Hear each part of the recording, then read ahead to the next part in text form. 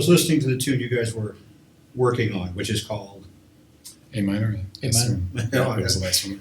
the more I listened to it, the more I was able to connect with each section individually. Yeah. So it was almost like listening to 4 or 5 different songs within one. Mhm. How does your compositional process evolve to make that possible? Well, I mean, with that song, I think That was actually the first thing I think we wrote as a group, yes, and that song's 20 years old. yeah. Okay. That's So- without a doubt our oldest song that we play. Yeah. That we still play. I don't know if you were going to say, but so we started off with a motif that Keith wrote, and it had this kind of canonical feel to it with the main melody. One voice would play this sort of bass melody or just kind of more consistent pattern, and then there'd be a counter melody kind of weaving in and out of that.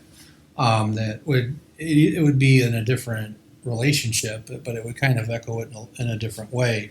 Right. But yeah, it sounds really canonical. We actually do it in the song quite a bit as kind of a restatement of that theme. But that was that's the whole song. There's really nothing else.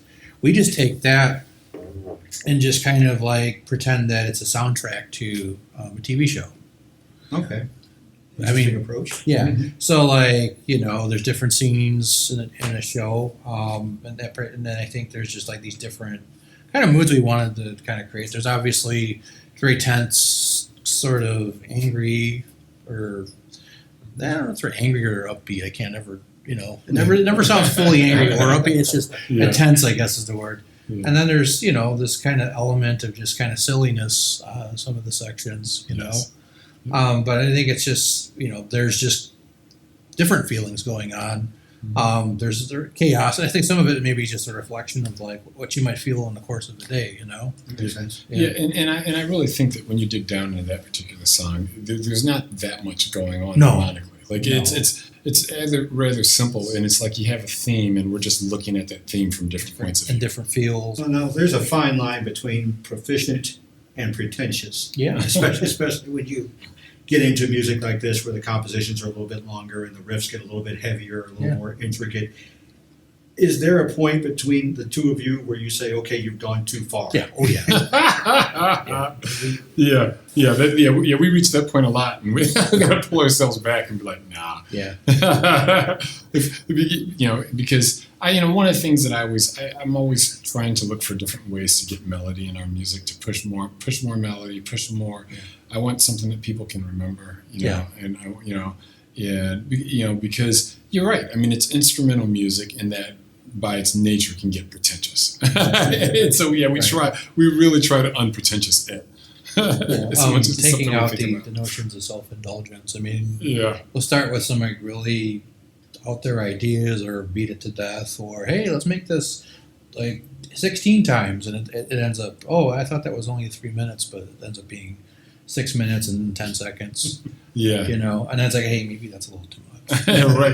It's just like, all right, train's leaving the station here, so The chemistry that's is essential, obviously. So when you change the dynamic with the new drummer, yeah. how would you define what came into play? We didn't put any rules on Mike when he joined the band.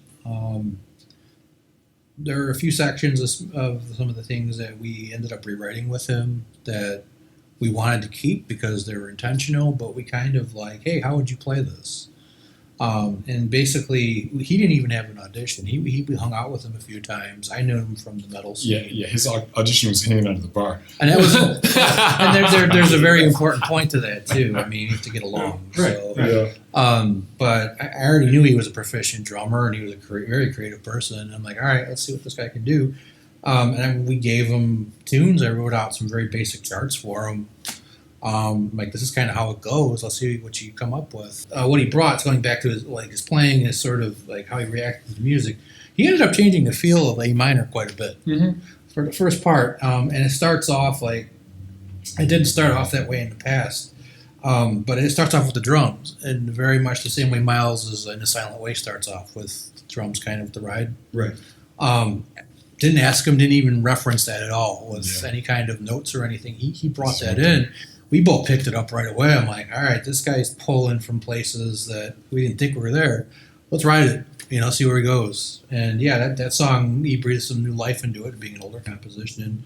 And we did a few other tunes with him. We ended up recording 2 again with him on the album because what he added really changed the characteristic, but it also kind of helped gel right away. Right. So Absolutely. It's kind of it's a musical marriage more than anything else. yeah, for sure. You click or you don't. How much of a different mindset is there between playing in the studio and taking it to the stage? We never play it the same way twice. Yeah. I mean, the form is there, and that's.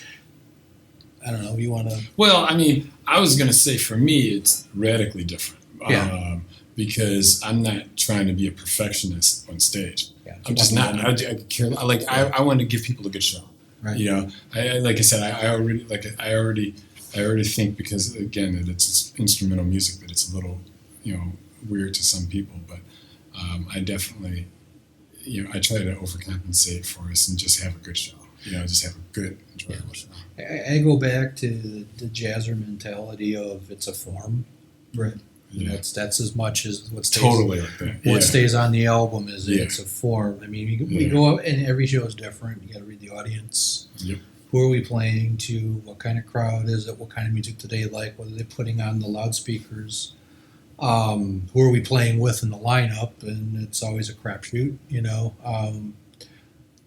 So each song is played differently every time. It's never played the same way twice. And to me, that's the thing, and that's kind of the gift to the audience too. Like they get a unique experience. It's in the moment for them. And you draw from them too. Exactly. You Yeah, need that so- energy, right? Yeah. Yeah.